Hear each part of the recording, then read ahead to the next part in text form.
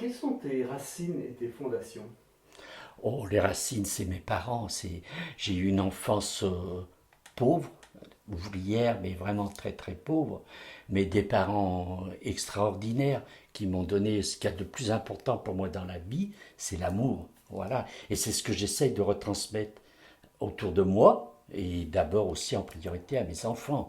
Ouais, j'essaie dans la mesure du possible de donner de l'amour aux gens, aux amis, puis je leur montre, je leur dis, je suis très expansif, câlin, etc.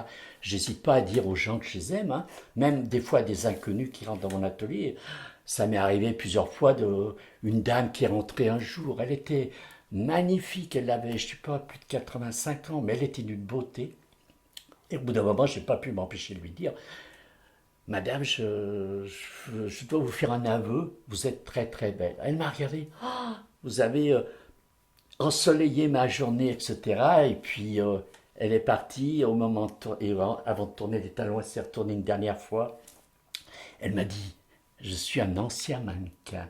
Mais je lui ai dit qu'elle était belle, voilà. Et j'aime le dire aux gens quand ils sont beaux, quand ils sont gentils, voilà. Ouais. D'où tu viens en fait?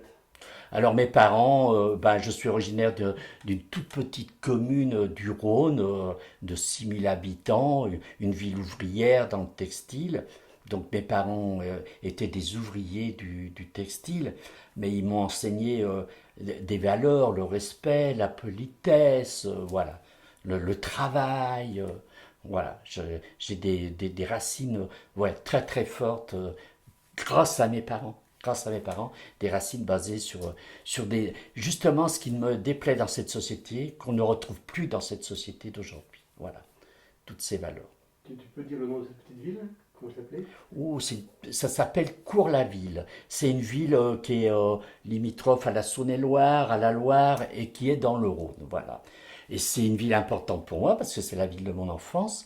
Et c'est là où j'ai fait ma première exposition de peinture. Et c'est là où j'ai gagné mon premier prix de peinture.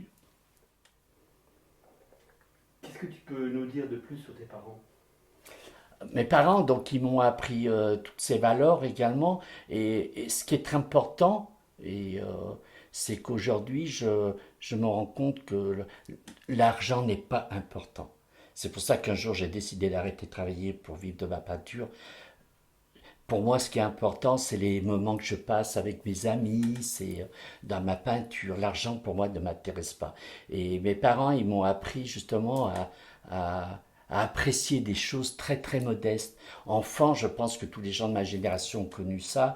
Voilà, on se contentait de très très peu. On fabriquait même. Mon papa nous fabriquait des jouets en bois lui-même. Ah, mais c'était merveilleux ça. Voilà. Ouais, ouais. Je pense que mes parents, ouais, ils m'ont appris à me contenter du peu que j'ai. Et à pas chercher plus, plus, plus. D'ailleurs, je cherche pas la gloire, je cherche pas, voilà, non. Non, ça ne m'intéresse pas du tout d'ailleurs. Voilà. Tu disais qu'ils étaient ouvriers dans le textile, c'est ça? Oui, ils étaient ouvriers dans le textile.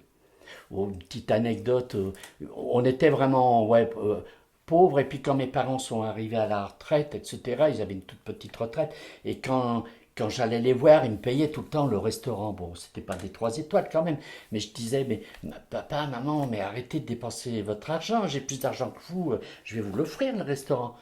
Non, non, non, non, tu n'auras pas d'héritage et tu pourras dire qu'on leur a mangé ensemble. Et on l'a mangé au restaurant, voilà. Ils travaillaient tous les deux pour la même entreprise? Non, non, non. Mon papa était un simple manœuvre dans une fabrique de couverture et ma maman, elle était tisseuse. Mais avec les vieux métiers d'autrefois, les canettes, ça faisait un bruit épouvantable. Voilà. Ma maman était tisseuse. Toi, quel enfant tu étais? J'étais un enfant très sage, qui a été très facile à élever, c'est ce que disaient mes parents, et puis je le reconnais, c'est vrai. Mais j'étais un rêveur, je vivais dans un autre monde. Je m'inventais des histoires fantastiques. Une fois j'étais un chevalier, une fois cow-boy, une fois un indien ou je sais pas quoi. Mais je vivais dans mon monde et je vivais dans mon monde du dessin, je dessinais, je faisais du coloriage tout petit enfant. Et j'étais avec une minutie, je dépassais pas, tout était parfait, etc. Et ma maman, mon papa me disait, mais va jouer dehors au foot, etc. Non, j'avais pas trop envie, j'étais mieux dans mon monde à moi. Ouais, ouais. Oui, oui, j'étais mal dans ma peau, ouais, en même temps aussi. Peut-être cette double personnalité que j'avais en moi, féminine, masculine, qui se bagarrait à l'intérieur de moi, j'étais aussi bien dans mon monde. Ouais, ouais. Quand tu étais enfant, quels étaient tes rêves? Tout petit, je sais pas, non, je rêvais pas hein, d'être un artiste vraiment, j'y pensais pas du tout à l'époque, hein. Non, non, je vivais dans un autre monde en fait, ouais, ouais, j'étais assez bizarre, oui. C'est que plus tard, vers vraiment à l'adolescence, où là j'ai voulu être un artiste, oui, c'est vrai. Sauf qu'à l'époque et dans le monde où j'évoluais, être artiste n'était pas un métier. Et mon papa et ma maman m'ont dit apprends d'abord un métier, puis après tu feras ce que tu veux de ta vie. Donc ils m'ont obligé, entre guillemets, et je le dis sans remercie d'ailleurs, à passer un CAP, un bac, etc.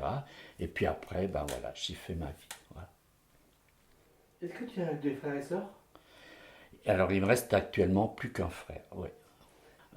J'ai eu un frère aîné que j'adorais, qui est décédé malheureusement, et puis une sœur que j'ai très très peu connue, qui est décédée en accouchant de sa deuxième fille, mais j'étais très très jeune. Voilà.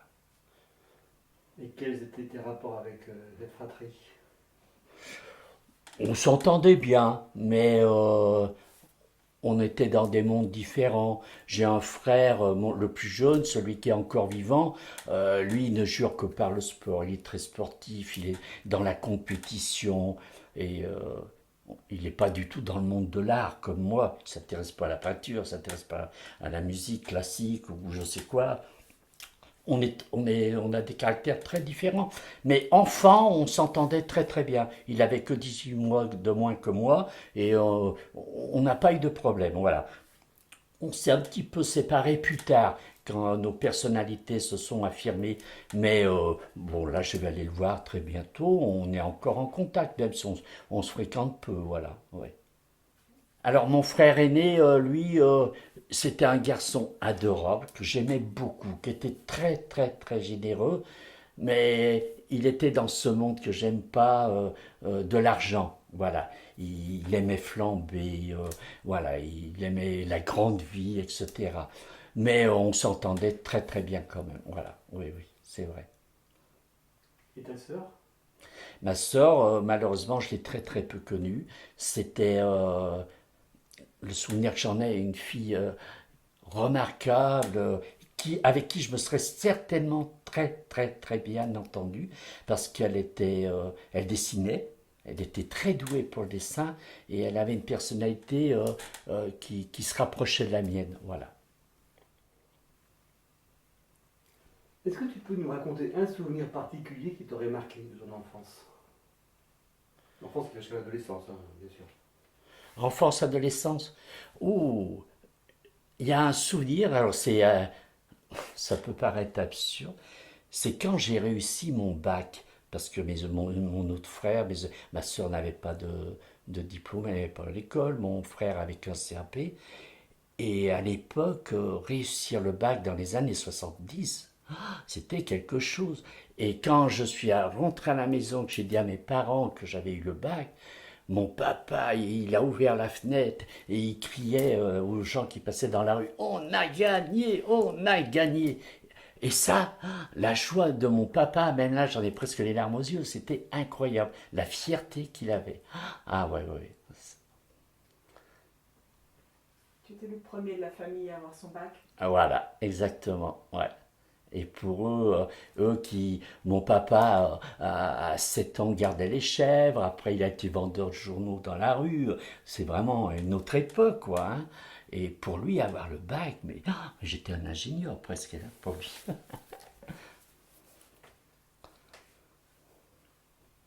Mais il était très fier de moi, mon papa. Ouais, ouais. Ma maman, c'était la maman. Elle s'occupait de l'intendance et tout. Mon papa, lui, waouh. Ouais, ouais. Et c'est grâce à lui d'ailleurs que j'ai fait mes premières expositions. Durant ta scolarité, quel élève tu étais, toi? Je vous laisse deviner, à côté de la fenêtre, en train de regarder les nuages, les étoiles, quoi.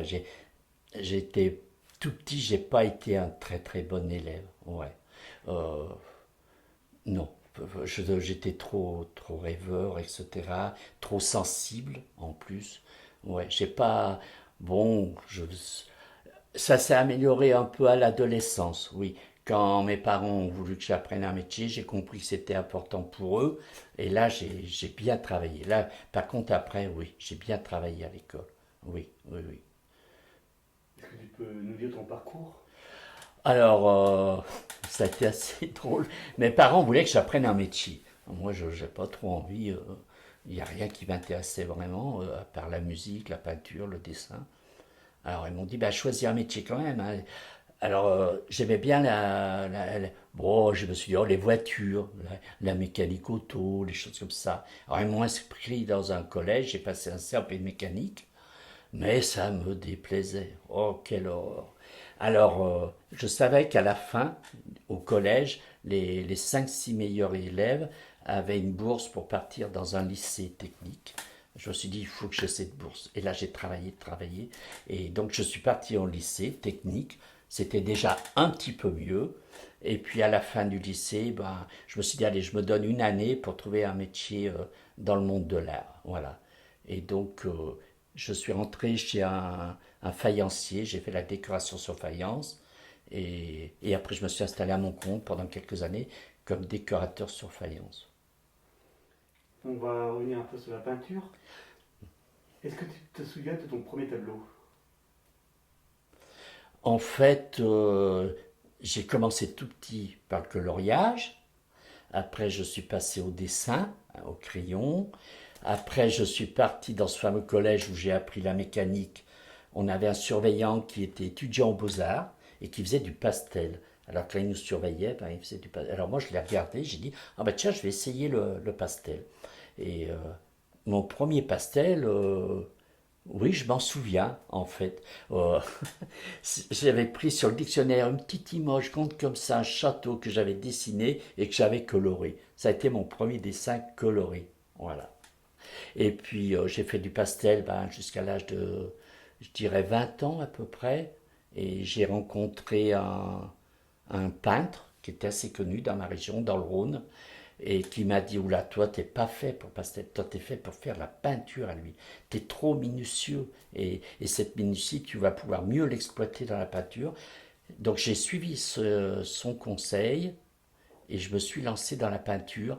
Et à l'époque, j'adorais Dali, et ma première toile en peinture, c'est une toile euh, surréaliste, voilà, à la Dali. Non, non, ma première exposition, je devais avoir à peu près 16 ans.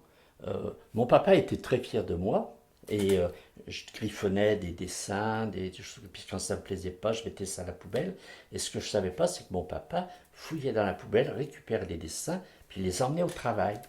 Et puis un jour, il fait avoir un dessin, et puis il y a un monsieur qui lui dit, qui travaillait dans les bureaux, il lui dit, oh là là, c'est vous qui faites ça, c'est bien, hein. Et mon papa dit, non, non, c'est mon fils. Ah bon, et il a quel âge? Ben, je sais pas quel âge j'avais, 14 ans et tout. Oh là là, il est très bien. Vous savez que ma maman, elle s'occupe d'une association qui aide les jeunes artistes à se lancer. Il faut à tout prix qu'il aille la voir. Et donc, bah, je suis allé voir cette dame âgée et elle m'a fait faire mes premières expositions. Voilà. C'est comme ça que j'ai démarré ma carrière. D'où vient cette fibre artistique? Bon, elle vient de lui. Il était très adroit de ses mains.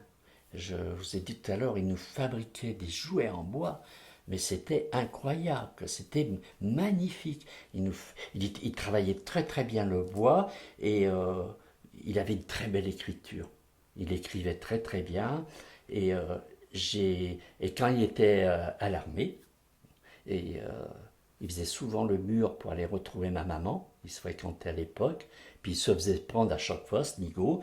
Et il a fait au moins 6 mois de prison de plus. Et il s'ennuyait en prison. Donc il recopiait les paroles des chansons et il les illustrait par un dessin. Et, il dessinait vraiment très très bien. Il ne l'a jamais exploité. Mais il avait un don. Ça, c'est évident. Ouais, je le tiens de lui. Oui, oui, oui, c'est sûr.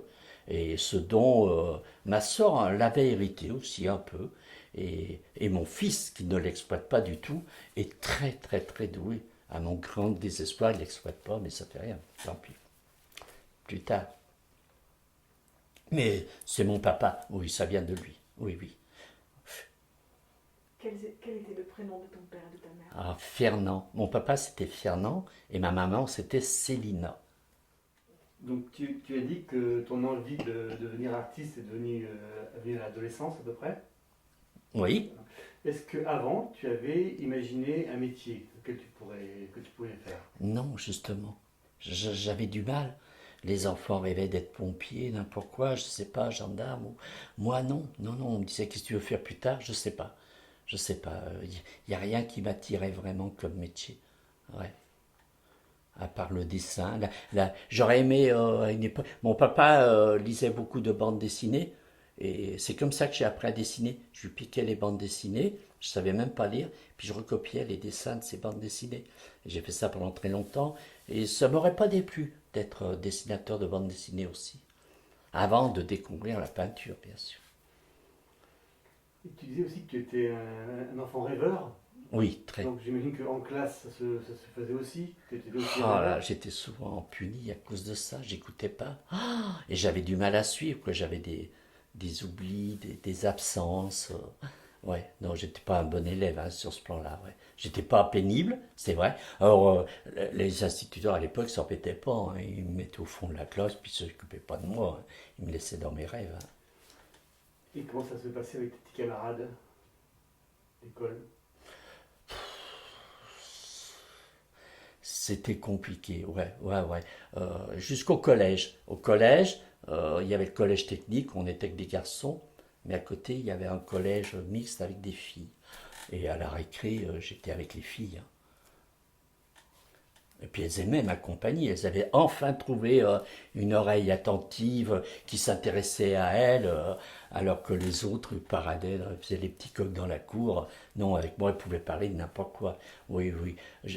Et même au lycée, j'étais avec les filles, j'étais entouré de filles. Ouais.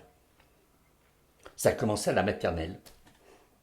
À la maternelle, il y avait les garçons et les filles en récré d'un côté. Et puis, j'avais repéré une petite fille. Elle m'avait repéré. Et on était tous les deux au milieu de la cour, on jouait ensemble. Et j'ai l'image, je me souviens de ça, la maîtresse qui disait à ma maman, on n'a jamais vu ça. Un petit garçon, une petite fille qui jouent ensemble, alors que les filles jouent ensemble, les garçons. Ben non, on nous appelait les petits fiancés. Tu te souviens de son prénom? Oui, Odile. C'est peut-être ton premier amour? Oh oui, oui, oui, puisqu'on nous appelait les... Alors, il paraît qu'on sortait de l'école, on se tenait la main, ouais. Et elle habitait dans mon quartier.